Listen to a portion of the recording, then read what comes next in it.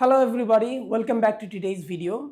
What we'll be doing today is we'll be focusing on the second part of the writing module in the IELTS exam, যেটাকে আমরা writing test 2 হিসেবে জানি. So in this part, through this video, we'll get to know আসলে এক্সামে আমাদের writing test 2 তে আসলে কি আসে এবং আমাদের কি করণীয় সেক্ষেত্রে. Before we go further in details, the thing that you need to understand at the beginning is that আমাদের পুরো writing এ কিন্তু 1 ঘন্টা সময় দেওয়া হয়. And এই 1 ঘন্টা সময়ের মধ্যে তারা কিন্তু writing task 1 এর জন্য they recommend you to take 20 minutes. That's the suggestion. And for the writing test 2, they ask you to take 40 minutes and to write a minimum of 250 words. So আপনি চাইলে এটা একটু বাড়িয়ে নিতে পারেন because in one of my previous videos I mentioned that the writing test 2 carries more weightage in comparison to the writing test 1. So final exam আপনার writing test 2 তে individually 9 এর মধ্যে যেটা পাবেন ওইটার আশেপাশেই স্কোরটা থাকে। সো এই পার্টটা আমাদের ভালো করা খুবই জরুরি। So in the final exam in the writing test 2, you basically have to write an essay. আমাদের একটা এসে লিখতে হবে, but it's not the essay that we've written on all our lives. আমরা যে এডুকেশন আমাদের in schooling, in tertiary level education আমরা যেসব এসে লিখেছি, this kind of essays is a bit different. And the main reason is that you have to be very creative, you have to have knowledge, and you have to be able to use a wide, complex and a variety of English structures, so that examiner যেন বুঝতে পারে that you are capable of using your words and sentences wherever you want them and in the proper way. So writing test 2 in the final exam, in case of academic and general training, a module gulote is the same thing. You face both same, not the same topic, you have different questions, but the same type of essays. That writing, the way you write and everything is the structuring, everything is the same. So এইগুলোতে আমাদের এসেগুলো যেগুলো থাকে মূলত হচ্ছে আমাদের এটা তিন ধরনের আমরা ভাগ করতে পারি এসেগুলো। One is where you have the first and the most common, এটা সবচেয়ে বেশি থাকে, is the argumentative essay, যেখানে আপনাকে একটা আপনারা যদি খেয়াল করি কোশ্চেনের মধ্যে আমাদের কিন্তু প্রথমে একটা স্টেটমেন্ট থাকে যে আপনার বিষয়বস্তু কী নিয়ে আলোচনা করা হচ্ছে। Is the topic talking about technology, or is it talking about science, or is it talking about education, or is it about a social factor or a social problem that we are facing? যে কোনো একটা বিষয় নিয়ে হতে পারে। So এই প্রথমে আমাদের একটা স্টেটমেন্ট দেওয়া থাকে, স্টেটমেন্টে বলে দেয় যে কী নিয়ে আমাদের কথা হচ্ছে। এরপরেই থাকে কোশ্চেনটা, and this question basically decides যে আসলে আপনার এসেটা কী ধরনের, whether the argumentative, the non-argumentative, or a combination of the both. So in case of the argumentative, আমাদের কমন যে কোশ্চেনগুলো থাকে এখানে, if you the easiest way to understand, একটা থাকে like to what extent do you agree or disagree. তার মানে এই যে আপনি স্টেটমেন্টটা বলা হচ্ছে এখানে, এই স্টেটমেন্ট অনুযায়ী আপনি কি এটার পক্ষে নাকি এটার বিপক্ষে সেটা আপনাকে আলোচনা করতে হবে। And one thing we clearly understand is when they say agree or disagree, এই জায়গাটা খেয়াল রাখতে হবে যে আমাদের কিন্তু যে কোনো একটা পার্ট নিয়ে লেখাটাই সবচেয়ে the best process, the best approach. The reason is they're not asking you to write both, they're asking you to select one of them. Although you can write on the on the flip point, like বিপক্ষের কথাটাও বলা যায়, but it's better to keep it on one-sided. And you may have similar type argumentative আরো question থাকতে পারে এরকম, like discuss both views and give your opinion.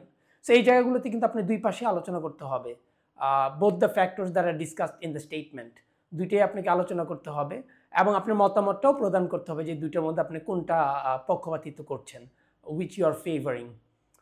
And then you have the non-argumentative, where the questions do not ask for your opinion, but rather they are going to give you questions that you need to answer.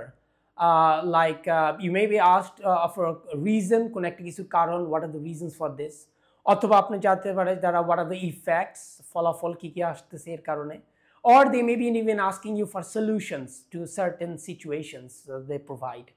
So এগুলো যে কোনো একটা চাইতে পারে, দুইটা চাইতে পারে, or a combination of তিনটা চাইতে পারে.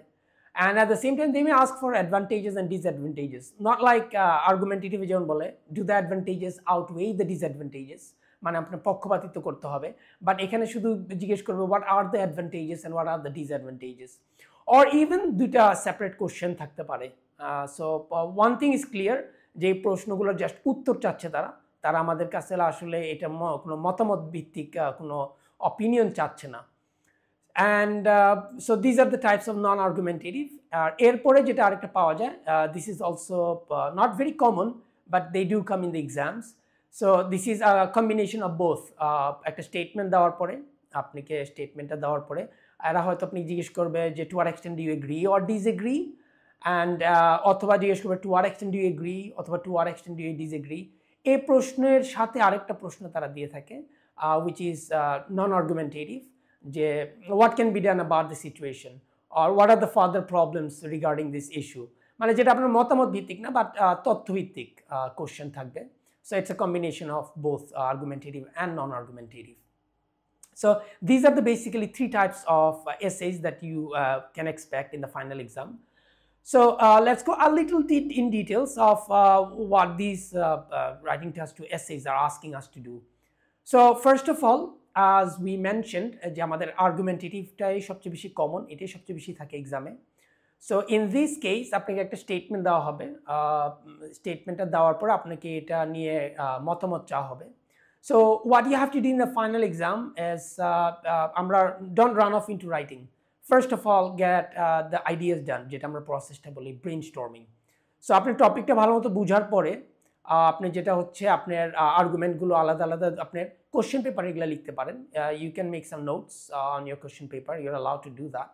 সো ওখানে আপনি একটু লাইক এগ্রিং আইডিয়াগুলো ডিসএগ্রিং আইডিয়াগুলো আপনি একটু লিখে নিলেন, জট দেম ডাউন. লাইক এই ব্রেন স্টর্মিংয়ে তারা বলে আপনার 2-3টা হলে, লাইক এক একটা পার্টে 2-3টা করে হলেই সাফিসিয়েন্ট. অ্যান্ড আফটার ইউ জট down the points, the arguments, সাথে সাপোর্টিং ইনফরমেশনগুলো একটু লিখে রেখেন, নাহলে ওইটা একটু হারাই যাবে.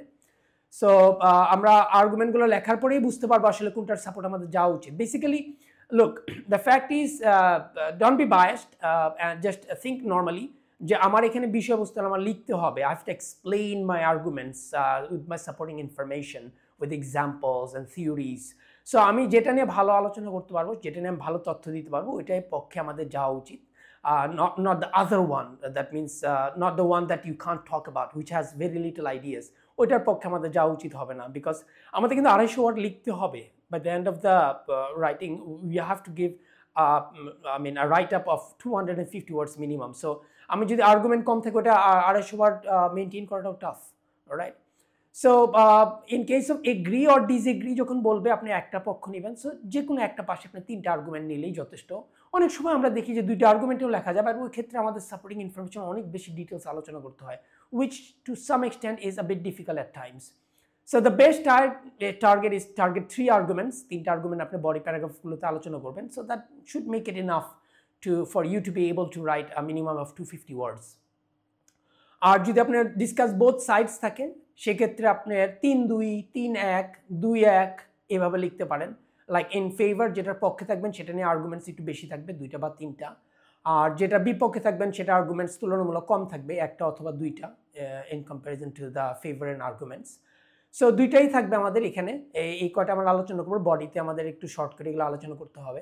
2 সাইডে আলোচনা করে মতামত ভিত্তিক আমাদের মতামতটা প্রদান করতে হবে এখানে. And in case of this is what you do in the argumentative. আমরা প্রথমে এইভাবে ডিসাইড করে দেন we start writing. আমরা লেখা কিভাবে লিখবো এই ডিটেলসগুলো আমরা পরবর্তী ভিডিওগুলোতে আসবো এটা নিয়ে. And on to the non-argumentative essay, আমাদের যেটা হয় এই non-argumentative essayতে আমাদের বেসিক্যালি একটা not the problem is easier compared to the argumentative. প্রশ্নের উত্তর দেওয়া, জাস্ট আপনার প্রশ্নের উত্তর. সো 2টা প্রশ্ন করে, 2টার জন্য আপনি 2টা 4টা আইডিয়া নিতে পারেন. এখানে তো আর ওই পক্ষপাতিত্বের কোনো বিষয় নাই যে আমার পক্ষেটার বেশি লিখবো বিপক্ষেটার কম লিখবো না, লাইক দ্যাট. সো আপনি 2টা কোশ্চেন থাকলে 2টার আপনি সেম 2টা করেও আইডিয়া দিতে পারেন, বা 2টা একটাও হতে পারে, অথবা 3টা 2টাও হতে পারে. It's up to you how you feel comfortable. And এখানে আপনার খেয়াল রাখতে হবে একটা জিনিস, যদিও যে আপনার like if you are asking for cause and solution, এখানে কজের পরিমাণ বেশি থাকে সলিউশনের চেয়ে, or cause and effect, কজের পরিমাণ বেশি থাকে ইফেক্টের চেয়ে. If it's a positive idea সেক্ষেত্রে অ্যাডভান্টেজ বেশি থাকবে ডিসঅ্যাডভান্টেজ চেয়ে. If it's a negative idea সেক্ষেত্রে আপনার ডিসঅ্যাডভান্টেজেস বেশি থাকবে অ্যাডভান্টেজের চেয়ে. So the number of arguments may vary or may be the same. It doesn't matter over here. You just have to go with the proper ideas and explain them properly. So এই ক্ষেত্রে আমাদের বিভিন্ন ধরনের question থাকতে পারে যেগুলো আমাদের just উত্তর প্রদান করতে হবে.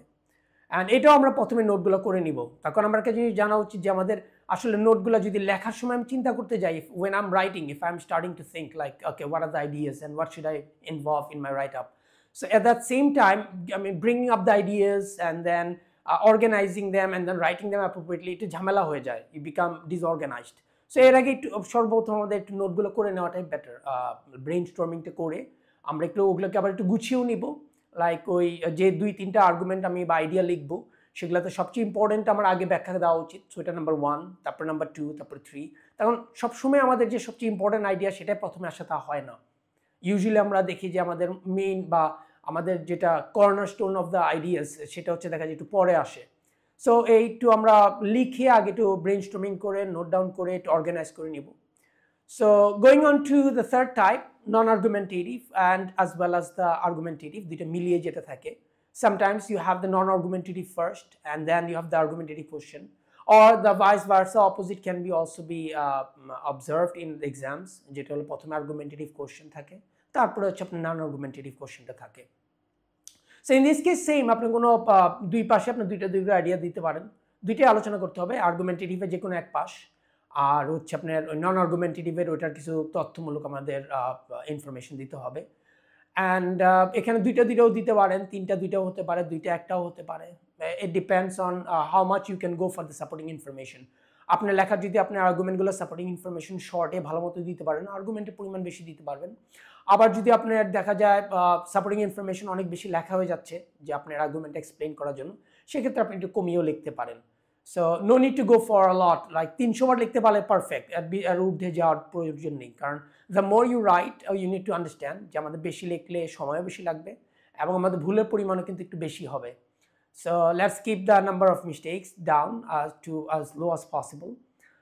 So these are the 3 writing task 2 essays that you might have to write in the final exam. এগুলার লেখাগুলো ডিটেলস আমরা পরে খুব শীঘ্রই পাবো। Now one thing to just remind you guys is the most important problem with the thing that makes us suffer the most is the idea. Topicular idea কিন্তু বের হওয়াটা একটু টাফ হয় আমাদের জন্য। So you should go through as many topics as possible and read up about their ideas as much as possible. Ekটু magazine পড়েন, go into the internet, search for specific stuff like global warming, globalization, how good they are, or what are the positives and negatives and how they are happening, what are the effects and how can we solve the problems that we have with them. So এগুলো একটু পড়াশোনা করলে একটু idea gather হবে, so that আপনার লেখাটাও একটু better হবে এই তুলনায়। অ্যান্ড এটার মার্কিং ক্রাইটেরিয়াগুলো নিয়ে আমরা আরেকটা ভিডিও তৈরি করবো এবং সেটাতে hopefully you will get a clear idea যে আসলে কোথায় আমাদের খেয়াল রাখতে হবে লেখার মধ্যে, গ্রামাটিক্যাল বলেন, use of punctuation, argumentation, organization and etc. So until then, thank you very much and hope to see you very soon in the next video.